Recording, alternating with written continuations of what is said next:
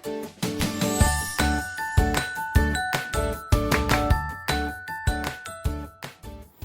Students, very welcome to all on exam Niti सही दिशा। स्वागत है आप सबका एग्जाम नीति पर मेरे यानी माधवी कुशाग्र गौर के साथ। कैसे हैं आप सब? आई होप आप बहुत अच्छे हैं और आज के सरप्राइज को जानने के लिए बहुत ज्यादा एक्साइटेड हैं। तो फिर आज का सरप्राइज मैं बिल्कुल रिवील करूंगी, लेकिन उससे पहले मैं आप सबसे एक छोटी सी रिक्वेस्ट करूंगी कि आपके फ्रेंड्स, आपके फैमिली मेंबर्स, जितने भी लोगों को आप जानते हैं जो इंग्लिश सीखने में इंटरेस्टेड है, एग्जाम क्लियर करने में इंटरेस्टेड है लेकिन इंग्लिश में कट ऑफ नहीं क्लियर कर पा रहे हैं, उन सबको इस सेशन में ले आइए। वो सब इस सेशन से जुड़ जाएं और फिर सब हम मिलके एक साथ प्रयास करेंगे, कोशिश करेंगे और फिर एग्जाम भी क्लियर होगा और बहुत अच्छी फीलिंग भी आएगी। आप बहुत कुछ नया भी सीख पाएंगे। आज हम ग्रामर के सारे कॉन्सेप्ट सीख लेंगे, राइट? जितने ज्यादा से ज्यादा पॉसिबल होंगे आज हम वो सारे कॉन्सेप्ट भी सीखेंगे। आज हम सारे बेसिक रूल्स भी सीखेंगे, राइट? और एक बहुत नई टेक्निक के साथ, एक बहुत नए तरीके के साथ जो आपने अब तक कहीं नहीं देखा है, राइट? तो मेरी आप सबसे एक रिक्वेस्ट है कि प्लीज इस सेशन को शेयर जरूर कर दीजिए, ठीक? जरूर शेयर कर दीजिए, याद से शेयर कर दीजिए, बिल्कुल भूलिए मत। और एक बार शेयर करते रहिए और मुझे बताते रहिए, राइट? मैं जान तो लूं वो कौन लोग हैं जो एक्चुअली चाहते हैं कि सब लोग सीख पाए, तो एक बार इस सेशन को शेयर जरूर करिएगा। और दूसरी चीज ये कि अगर आज आप पहली बार हमसे जुड़ रहे हैं तो प्लीज एग्जाम नीति को सब्सक्राइब जरूर कर लीजिएगा, राइट? तीसरी मेरी आपसे रिक्वेस्ट ये रहती है कि अगर आपको वाकई में लगता है कि सरप्राइज वर्थ रिवीलिंग था, वर्थ अप्रिशिएटिंग था, तो प्लीज इस सेशन को, इस वीडियो को लाइक जरूर करिएगा। चलिए फिर आज के सेशन में अब बहुत ज्यादा देर नहीं करते हैं, सरप्राइज को रिवील करने की तरफ आगे बढ़ चलते हैं। सबसे पहली बात तो ये है कि आज हम इंग्लिश सीखेंगे मूवी डायलॉग्स के थ्रू। बिल्कुल सही सुन रहे हैं, मूवी और पढ़ाई का कोई कनेक्शन नहीं होता ना, आज बनेगा कनेक्शन, राइट? दूसरी चीज, सारे के सारे ग्रामर रूल्स यहीं के यहीं आपको अवेलेबल होंगे, साथ में आप सीखेंगे कॉन्सेप्ट्स।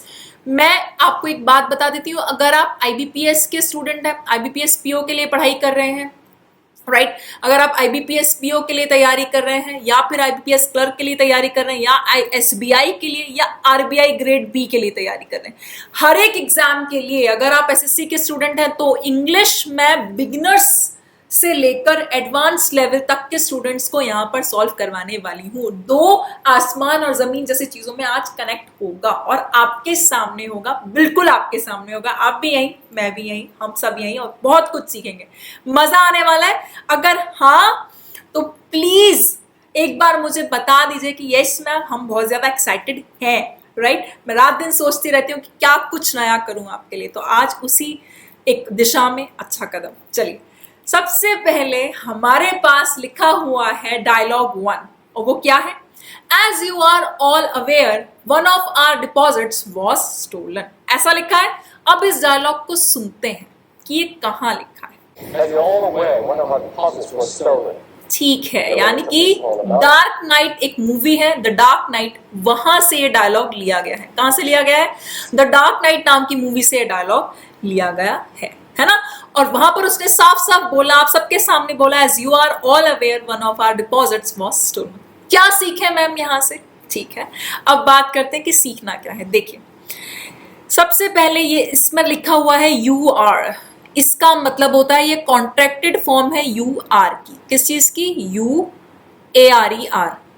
दूसरी चीज यहां पर लिखा है यू आर ऑल अवेयर, जैसे कि आप सब जानते हैं। क्या जानते हैं? One of our deposits. हमेशा ध्यान रखिएगा, वन ऑफ के साथ आने वाला नाउन हमेशा प्लूरल होता है। मेरे साथ नोट करते चलिए, मजा ना आए तो फिर कहिएगा, ठीक? यू आर कॉन्ट्रैक्टेड फॉर्म है, यू आर की अपॉस्ट्रोफी जो लगा हुआ है ये एक कॉन्ट्रैक्टेड फॉर्म का साइन है, राइट? अपॉस्ट्रोफी तो नाउन्स पे ही लगता है, ये तो प्रोनाउन है, तो ध्यान रखिएगा ये कॉन्ट्रैक्टेड फॉर्म है, दैट मीन्स यू आर। दूसरा, वन ऑफ के साथ नाउन हमेशा प्लूरल लगता है, इसलिए यहां पर डिपॉजिट्स बोला है, डिपॉजिट नहीं बोला है। तीसरी चीज ये कि वन ऑफ के साथ वर्ब हमेशा और हमेशा कैसा लगता है? सिंगुलर लगता है, प्लूरल नहीं लगता। कैसा वर्ब लगता है? सिंगुलर लगता है। चलिए आज बढ़ चलते हैं और अब देखते हैं कि ये क्वेश्चन कितने लोग सही से सॉल्व कर पाते हैं। आपका टेस्ट है, आपकी परीक्षा, आपका इंटरेस्ट, बताइए।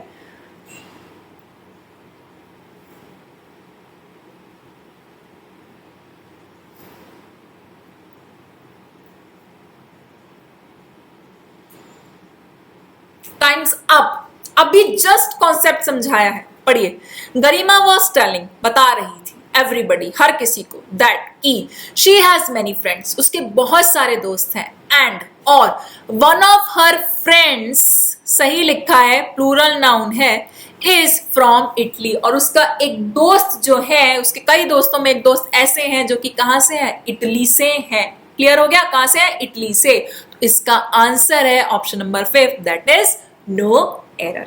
अब जल्दी से आप मुझे एक बार लाइक करके अपना समर्थन दे दीजिए, अपना सपोर्ट दे दीजिए कि मैम टेक्निक बहुत अच्छी है, बहुत मजा आया, बहुत कुछ सीखा। चलिए आगे बढ़ते हैं और कुछ नया डायलॉग सुनते हैं और नया तरीके से कुछ करते हैं। मूवी कौन सी है जो आप देख रहे हैं भाई मेरे साथ साथ? The dark night.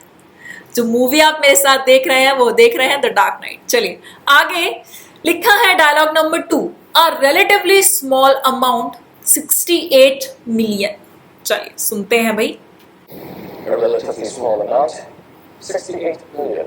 यानी कि इतना तो सही बोला, जो उसने बोला वही हमने सुना, अ relatively small amount that is 68 million. क्या सीखने को आया मैम यहाँ पे, ध्यान से सुनिएगा। सबसे पहले तो ये कि ये लिखा है अ, आपको इतना तो पता ना, ए एंड द क्या होते हैं, आर्टिकल होते हैं, ए एन और द, ठीक है। आर्टिकल होते हैं जिसे डिटरमाइनर भी कहते हैं। कोई डिटरमाइनर कहे तो घबरा मत जाएगा, आर्टिकल ही कहना चाहता है। किसके लिए यूज होते हैं? हमेशा और हमेशा नाउन के लिए यूज होते हैं। आर्टिकल्स किसके लिए यूज होते हैं? हमेशा और हमेशा नाउन के लिए। दूसरी चीज, स्मॉल क्या है? अमाउंट कैसा है? छोटा। अमाउंट कैसा है? कम है, छोटा है, स्मॉल है। तो हर वो वर्ड जो नाउन की क्वालिटी बताए क्या कहलाता है? एडजेक्टिव कहलाता है ना? क्या कहलाता है? विशेषण कहलाता है। एडजेक्टिव तो स्मॉल क्या हो गया? एडजेक्टिव हो गया। अब उसने बोला रिलेटिवली स्मॉल, बहुत ज्यादा, कंपैरेटिवली स्मॉल है, बहुत कम है, रिलेटिवली स्मॉल। ध्यान रखिएगा, जब जब बात रूल नंबर 1 रिलेटिवली की होती है या कंपैरेटिवली की होती है, जब कभी भी बात इंग्लिश में, पूरी की पूरी इंग्लिश में बात अगर रिलेटिवली की हो या कंपैरेटिवली की हो, हमेशा इसके साथ positive degree of adjective he use होती है, ना कंपैरेटिव डिग्री यूज होती, ना सुपरलेटिव। इतना तो पता है ना कि एडजेक्टिव की 3 डिग्री होती है, positive, comparative, superlative. Good, better, best, wise, wiser, wisest, intelligent, more intelligent, most intelligent. पता है ना? Few, fewer, fewest, less, lesser, least. पता है ना इतनी चीजें? तो बस उसी की सीरीज में आगे बढ़ जाइए कि आप हमेशा एडजेक्टिव की कौन सी डिग्री यूज करेंगे? पॉजिटिव डिग्री यूज करेंगे रिलेटिवली और कंपैरेटिवली के साथ। क्लियर है? तो इसलिए यहां पर रिलेटिवली स्मॉल आया है, ना रिलेटिवली स्मॉलर बोलेंगे और ना ही रिलेटिवली स्मॉलेस्ट बोलेंगे। ठीक है, दोनों केसेस में ये बात गलत हो जाती है।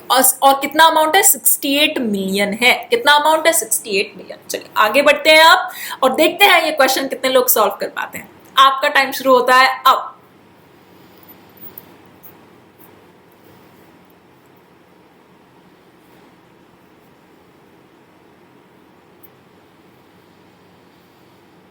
And times up. जो सीखा है यहीं पे सीखा है ना?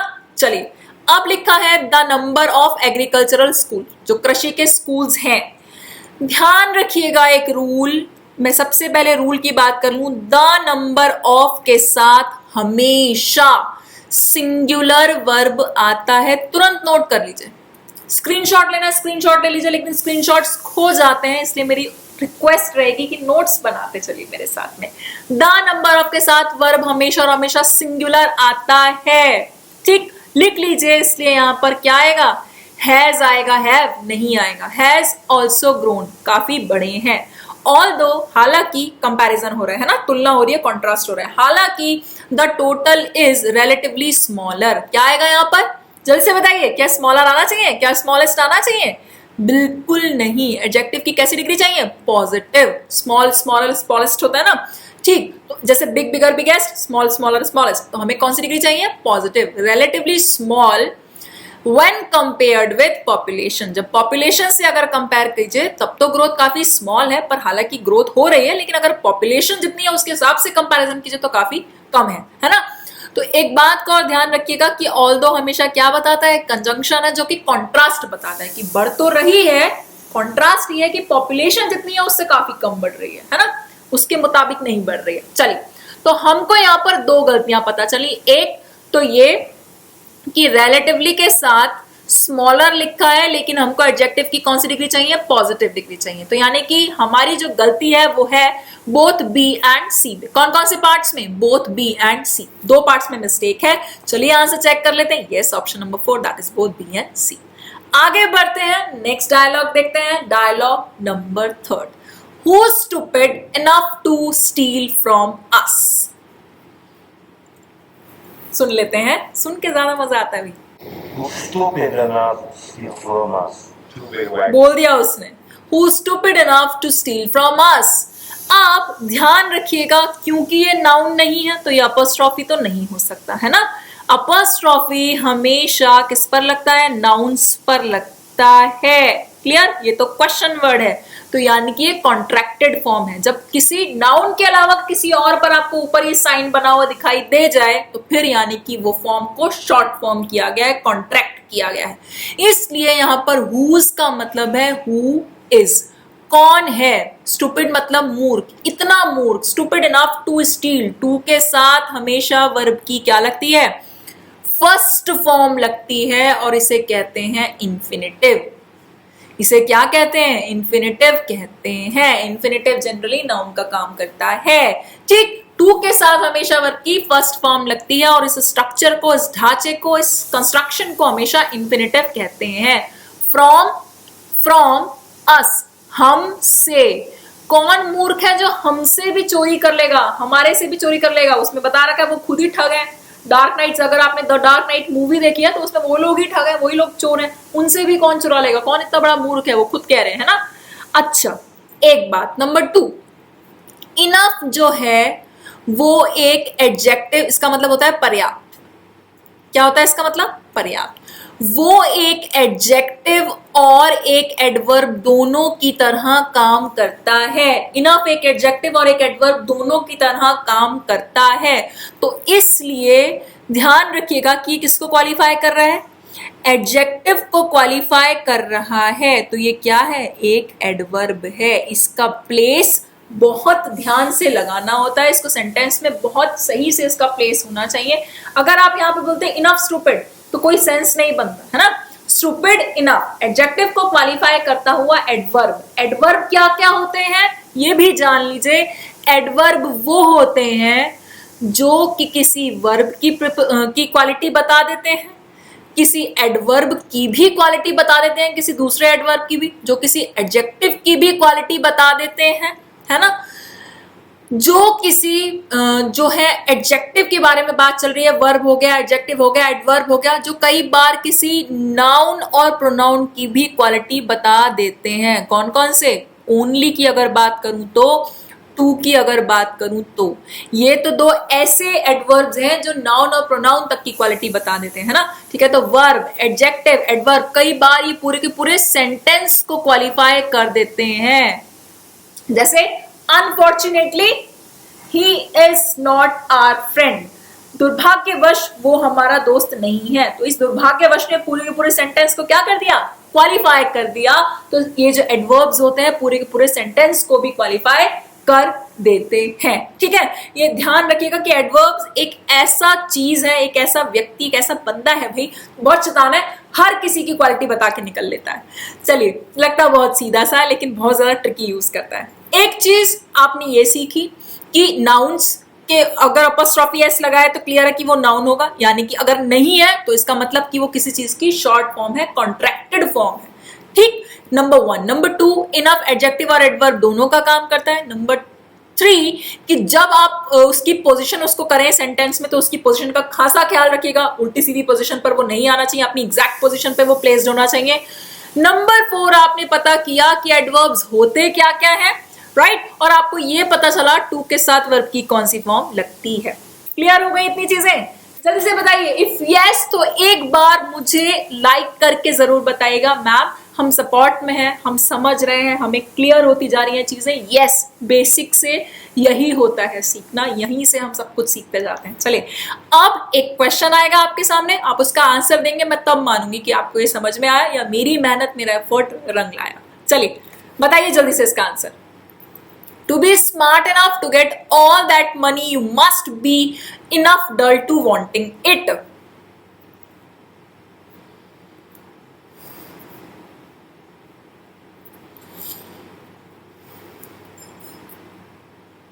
Times up. जस्ट अभी सीखे हैं इतने सारे कॉन्सेप्ट्स, उन्हीं 4-5 कॉन्सेप्ट्स में से एक कॉन्सेप्ट इस सेंटेंस में लगा दीजिए ना, आंसर भी तो मिल जाएगा। चलिए देखिए, to be smart enough, smart क्या है? एडजेक्टिव। एडजेक्टिव को क्वालिफाई कौन कर रहा है? एडवर्ब। चलो क्लियर हो गया। टू बी स्मार्ट इनफ होने के लिए, अच्छा खासा समझदार होने के लिए, टू गेट, टू के साथ वर्ब की फर्स्ट फॉर्म लगी, to get all that money, वो सारा पैसा अपना करने के लिए, अपना बनाने के लिए, प्राप्त करने के लिए इतना स्मार्ट होना चाहिए। यू मस्ट बी, तुम्हें होना ही होना चाहिए। मस्ट क्या शो करता है? ऑब्लिगेशन शो करता है कि तुम्हें होना ही होना पड़ेगा। यू मस्ट बी इनफ डल या डल इनफ?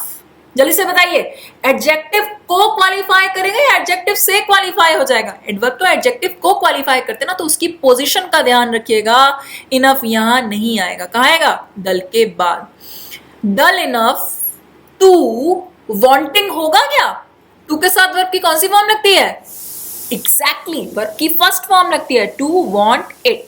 यानी कि हमें पार्ट सी में एरर मिली और 2 एरर मिली, है ना? पार्ट सी में एरर मिली और 2 एरर मिली। कौन कौन सी मिली? टू के साथ वर्ब की फर्स्ट फॉर्म लगनी चाहिए, और दूसरा हमको ये चीज पता चली कि डल इनफ होता है, इनफ डल नहीं होगा। क्लियर हो गया? यानी कि इस बात का ख्याल रखिएगा कि जो चीजें आप सीख रहे हैं वो आपका एक फाउंडेशन बना रही है, उस फाउंडेशन को, राइट, आपकी एक फाउंडेशन बना रही है और उस फाउंडेशन को मजबूत करते चलिए। जो भी डाउट, जो भी क्वेरी आ रही है, ट्विटर पर पूछिए, एग्जाम नीति है। फेसबुक पेज पर पूछिए, एग्जाम नीति है। जो भी डाउट्स आ रहे हैं, कंफ्यूजन आ रहे हैं, टेलीग्राम चैनल पर पूछिए, एग्जाम नीति वहां पर भी प्रेजेंट है, राइट। हर एक जगह एग्जाम नीति है। जहां आपको सवाल करने का मन करता है वहां सवाल करिए, हर एक सवाल का जवाब देंगे, हम देंगे। आगे बढ़ते हैं, नया सीखते हैं।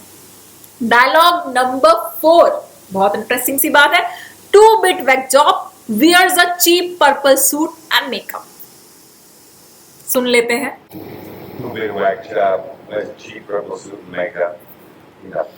बात समझ गए? उसने बोली ये बात, आपके सामने बोली। मीटिंग चल रही है, मीटिंग में लोग एक दूसरे से बात कर रहे हैं, डिस्कशन कर रहे हैं कि आखिर ये चल क्या रहा है। द डार्क नाइट मूवी चल रही है भैया हमारे सामने, चल तो ये रहा है, और हम इसके साथ साथ कितना कुछ सीख रहे हैं। 2-bit whack job, insanely stupid, insanely crazy, बहुत ज्यादा बेवकूफ, गवार इंसान, पागल इंसान को कहते हैं वैक जॉब। एकदम पागल, आउट ऑफ हिज माइंड, वो तो हो गया वैक जॉब। ठीक। दूसरी चीज ये कि ये इनफॉर्मल है, फॉर्मली यूज नहीं होता। स्टूपिड आप बोल दो नॉर्मल लैंग्वेज में, लेकिन वैसे ये फॉर्मल नहीं होता। 2-bit कहते हैं ना, 2 फिटिया आदमी, ये 2 फिटिया पागल आदमी, वो 2-bit। चलो 2-bit। अब आया वियर्स, पहनता है। 2 फीट का वो पागल सा आदमी पहनता है एक चीप पर्पल सूट पहनता है, ठीक है, एक चीप सा पर्पल सूट पहनता है और मेकअप पहनता है। ता है, ती है, ते है लग गया तो सिंपल प्रेजेंट टेंस लगेगा। प्रेजेंट इंडेफिनिट टेंस की मैं आपको बारे में यूज बता देती हूँ कि ये कहाँ कहाँ लगते हैं, बहुत सारी जगह पर, लेकिन जो आपका हैबिचुअल एक्शन शो करते हैं, रिपीटेड एक्शन शो करते हैं, वो सारे के सारे जो सेंटेंसेस होते हैं वो प्रेजेंट इंडेफिनिट टेंस या सिंपल प्रेजेंट टेंस में बनते हैं। क्लियर हो गया? चलिए जल्दी से देखिए इसका आंसर। आप इसकी यूसेज देखिए कि कैसे बनते हैं। हैबिट्स को बताने के लिए, आदतों को बताने के लिए सिंपल प्रेजेंट टेंस, जैसे कि वो स्मोक करता है, ही स्मोक्स, ठीक। वो गाता है, ही सिंग्स, हैबिट है। जनरल ट्रुथ तो रहता ही है, जैसे कि जनरल ट्रुथ क्या है कि मछली कभी पेड़ पर नहीं चढ़ सकती, जनरल ट्रुथ है, लिखा है, तो present indefinite tense. Repeated actions जो रोज रोज होते हैं, जैसे वो खाना बनाती है, शी कुक्स, रोज बनाती है, आज थोड़ी ना बनाती, वो कपड़े धोती है, शी वॉशेस। नेक्स्ट लिखा है अनचेंजिंग सिचुएशंस, जो सिचुएशन चेंज नहीं होती, खाना बनता है, रोज खाते हैं, है ना, किताबें खोलते हैं, रोज पढ़ते हैं, एग्जाम्स हर साल आते हैं, लेकिन हम इसी साल सिलेक्शन लेंगे। ये मैं प्रेजेंट इंडेफिनिट में नहीं बोल रही हूँ, ये तो 100% श्योर है, फ्यूचर इंडेफिनिट है 100%। वी विल तब लगाते हैं जब 100% श्योरिटी होती है, वी विल गेट सिलेक्टेड, हम तो सिलेक्ट होके ही रहेंगे, राइट। नेक्स्ट आता है इमोशंस को जाहिर करते हैं, जैसे शी क्राइज, चिल्लाती है, या कोई भी, शी स्माइल्स, वो हंसती है। इमोशंस को जनरली जाहिर करते हैं, वांट होता है ना, तो उसमें आईएनजी नहीं लगता, वांट है, नो है। तो इस तरह के वर्ड जो इमोशंस को शो करते हैं, या विशेस बताते हुए, जैसे कहते हैं ना God bless you, present tense लगा है, may you have a happy journey, present tense लगा है, तो इन सब चीजों में प्रेजेंट टेंस लगता है। एग्जाम्पल देखिए, हिज ब्रदर स्मोक्स, आदत है उसके ब्रदर की। The elephant does not climb in the tree, ठीक, या does not climb the tree, जो एलिफेंट है वो पेड़ पर नहीं चढ़ सकता, डज नॉट। एक और चीज सीख लीजिए, प्रेजेंट इंडेफिनिट टेंस में वर्ब की फर्स्ट फॉर्म के साथ एस या ईएस लगता है जब थर्ड पर्सन की बात होती है, सिंगुलर थर्ड पर्सन की बात होती है तब, है ना, सिंगुलर थर्ड पर्सन की बात होती है तब वर्ब की फर्स्ट फॉर्म में एस या ईएस लगता है, नंबर 1। लेकिन अगर सेंटेंस नेगेटिव बने तो, इंटेरोगेटिव बने तो, या असर्टिव बने तो, तब हेल्पिंग वर्ब आती है डू या डज। तब कौन कौन सी हेल्पिंग वर्ब आती हैं? डू या डज। ऐसा तो है नहीं ना कि प्रेजेंट टेंस हमेशा अफर्मेटिव में ही बनेगा, निगेटिव में भी बनेगा, इंटेरोगेटिव में भी बनेगा, असर्टिव में भी बनेगा। मैम असर्टिव क्या होता है? कोई बात नहीं, इंटेरोगेटिव और नेगेटिव का कॉम्बिनेशन होता है। उन सब में क्या लगती है? हेल्पिंग वर्ब लगती है। और कौन सी लगती है? डू या डज। मैम डज कहां पर लगेगा? वही लगेगा जहां पर आप वर्ब की फर्स्ट फॉर्म में एस या एस जोड़ते हैं, उन्हीं सब के साथ, सिंगुलर थर्ड पर्सन के साथ डज वरना डू। और एक और बात ध्यान रख लीजिएगा, डू डज के साथ वर्ब हमेशा फर्स्ट फॉर्म में आता है। डू और डज के साथ हमेशा वर्ब अपनी कौन सी फॉर्म में आता है? फर्स्ट फॉर्म में। देखिए छोटी छोटी बातों से कितनी सारी बातें हैं सीखने के लिए, बस सीखने की इच्छा चाहत होनी चाहिए। पेड कोर्सेज नहीं है, फ्री कोर्सेज हैं, आराम से सीखिए। मैं आगे बोलूंगी कि कुछ पेड है, कुछ कभी नहीं बोलूंगी, मजे से सीखिए। चलिए आगे देखिए। To express fixed arrangements, future के फिक्स्ड अरेंजमेंट्स को, जैसे हम शादी करने वाले हैं, फिक्स्ड है ना, तो फिक्स्ड है उसको बोलना है। नेक्स्ट, प्रेजेंट का कोई फिक्स्ड अरेंजमेंट या फ्यूचर का, इन सबको फिक्स्ड अरेंजमेंट्स के लिए, चाहे वो प्रेजेंट का हो चाहे फ्यूचर का, हम क्या लगाते हैं? प्रेजेंट। जैसे exam starts at 9 AM, English quiz starts now, अब शुरू होती है, या English quiz starts at 9 AM। Clear हो गया? नेक्स्ट, फ्यूचर के टाइम को बताने के लिए कुछ कंजंक्शंस के बाद, फ्यूचर के टाइम को बताने के लिए लेकिन कुछ स्पेसिफिक कंजंक्शंस के बाद, वो कौन कौन सी है? आफ्टर है, व्हेन है, बिफोर है, एज सून एज है और अंटिल है। After, when, as soon as, before और अंटिल, ये 5 ऐसी कंजंक्शंस हैं जिनके बाद फ्यूचर टाइम को बताने के लिए आपको हमेशा प्रेजेंट इंडेफिनिट टेंस लगाना होता है। जैसे Ram will give it to you, Ram ये तुमको दे देगा। व्हेन देखिए क्या लगा है? व्हेन लगा है, तो अब इसके साथ present tense. When you come next Saturday, जब तुम अगले सैटरडे को आओगे तो राम ये तुमको दे देगा, राम ये तुमको दे देगा। क्लियर हो गया? ठीक, तो या फिर Ram will give you his car, Ram तुमको अपनी कार दे देगा। When you come on Sunday, जब तुम संडे को आओगे तो राम तुमको अपनी कार दे देगा। फ्यूचर का एक एक्सप्रेस कर दिया टाइम, लेकिन इन स्पेसिफिक कंजंक्शंस के साथ। इन सारी जगहों पर प्रेजेंट इंडेफिनिट टेंस लगता है। हैबिट्स के साथ भी लगता है, उसमें क्लियर लिखा है पहनता है, उसकी आदत है, वो चीप सूट ही पहनता है, चीप मेकअप पहनता है, क्लियरली उसमें लिखा हुआ है। ठीक है, बहुत कुछ सीखा है, अब क्वेश्चन की बारी। बताइए जल्दी से।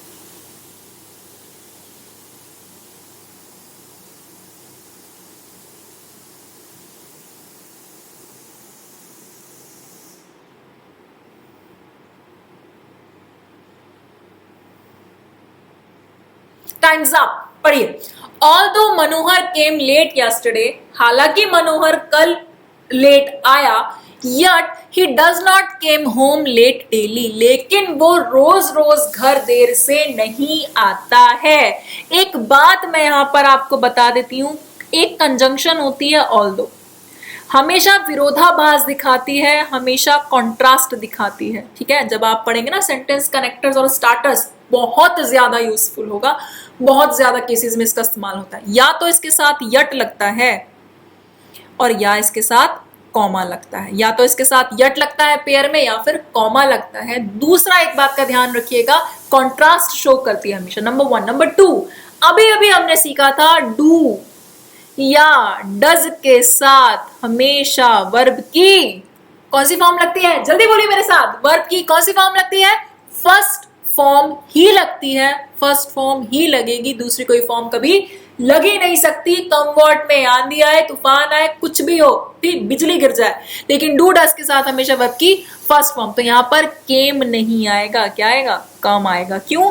क्योंकि कम एक वर्ब है जिसकी फर्स्ट फॉर्म होती है कम, सेकंड फॉर्म होती है केम और थर्ड फॉर्म क्या होती है? कम। कम, केम, कम, कमिंग और कम्स। क्लियर? चलिए अब दूसरी चीज देखिए, ध्यान से देखिए कि इसमें क्यों लगा है प्रेजेंट टेंस। लिखा है Manohar, although Manohar come late yesterday, कल आए लेकिन जनरली नहीं आता। रोजमर्रा की उसकी हैबिट है कि वो रोज टाइम से आता है, इसीलिए हमने यहाँ पर क्या लगाया है? प्रेजेंट इंडेफिनिट टेंस लगाया है। मैम ऐसे समझ में नहीं आया, चलिए कोई बात नहीं। ता है, ती है, ते हैं, जिन वर्ड्स के, जिन सेंटेंसेस के लास्ट में आता है उनमें प्रेजेंट इंडेफिनिट टेंस लगता है। आप समझ में आ गया? ता है, ती है, ते हैं, ठीक। इसलिए हमने यहाँ पर प्रेजेंट इंडेफिनिट टेंस का इस्तेमाल किया। मैंने आपसे फिर कहा था प्रेजेंट इंडेफिनिट के अफर्मेटिव में तो हेल्पिंग वर्ब नहीं आती, लेकिन निगेटिव हो, इंटेरोगेटिव हो या असर्टिव हो तो आती है। तो देखिए यहाँ पर क्या लिखा है? Does not. प्रेजेंट इंडेफिनिट का सेंटेंस कौन सा बना है? नेगेटिव बना, इसलिए हेल्पिंग वर्ब चली डज।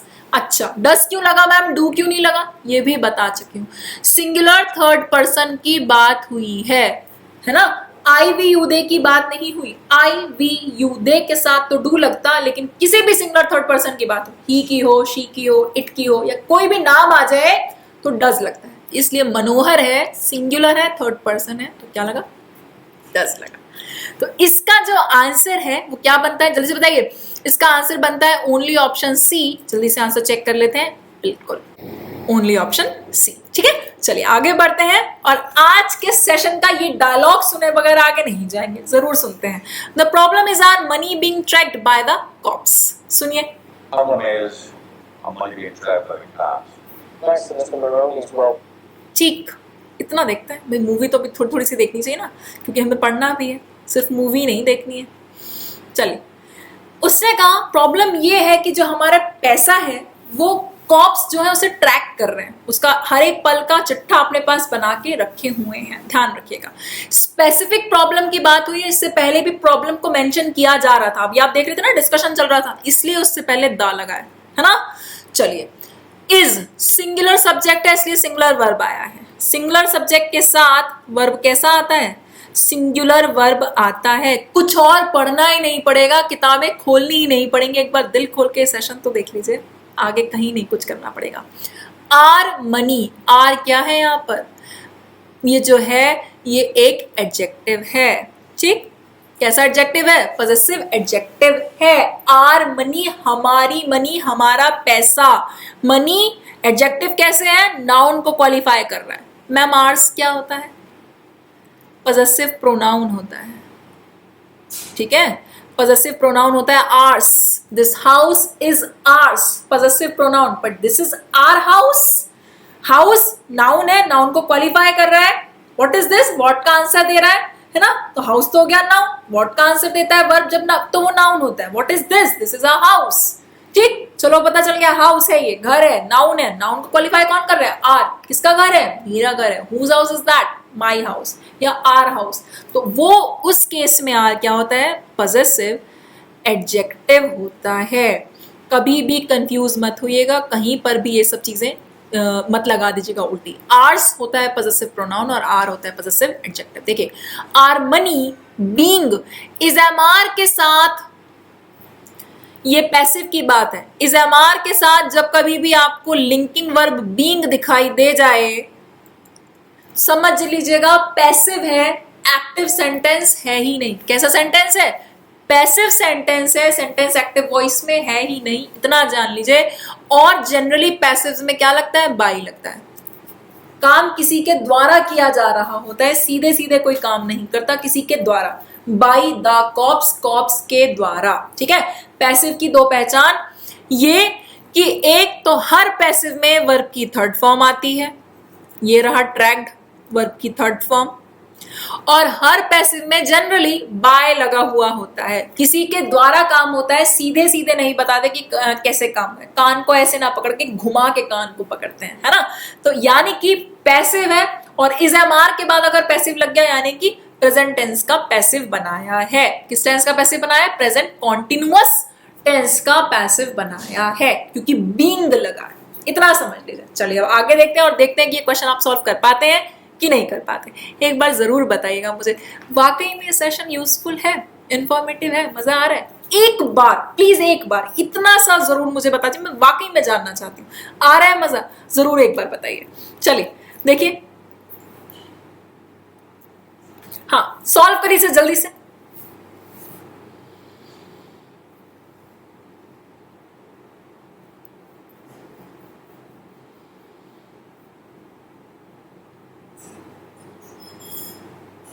Times up.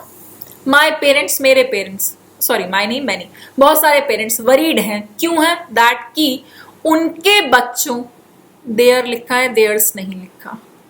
देयर है, अभी अभी मैंने आपको बताया था ना, देयर चिल्ड्रन, चिल्ड्रन नाउन होता है, लोग चिल्ड्रंस बोलते हैं, प्लूरल का भी प्लूरल बना देते हैं, पॉसिबल नहीं होता है ना, गलत होता है वो। तो देयर क्या होता है? पजेसिव एडजेक्टिव हो गया। क्या हो गया? पजेसिव एडजेक्टिव कि उनके बच्चे, their children are not being, नहीं करे जा रहे हैं। अब बेसिक अंडरस्टैंडिंग ऑफ नंबर, उनके बच्चों को शुरुआत तौर पर नंबर्स की, संख्याओं की बेसिक नॉलेज नहीं दी जा रही है, उनको संख्याएं नहीं सिखाई जा रही है। पेरेंट्स इसलिए बहुत सारे जो है वो परेशान हैं, व्यथित हैं। आर बीइंग लिखा है, ये तो पता चल गया कि पैसिव है, ठीक है। बीइंग लिखा हुआ हमने देख लिया, आर इज एम आर के साथ, तो ये भी मैम ने हमें बताया था कि प्रेजेंट कॉन्टिन्यूअस का पैसिव है, ये भी पता चल गया। लेकिन हर पैसिव में वर्ब की थर्ड फॉर्म आती है, मैम ने ये भी तो कहा था।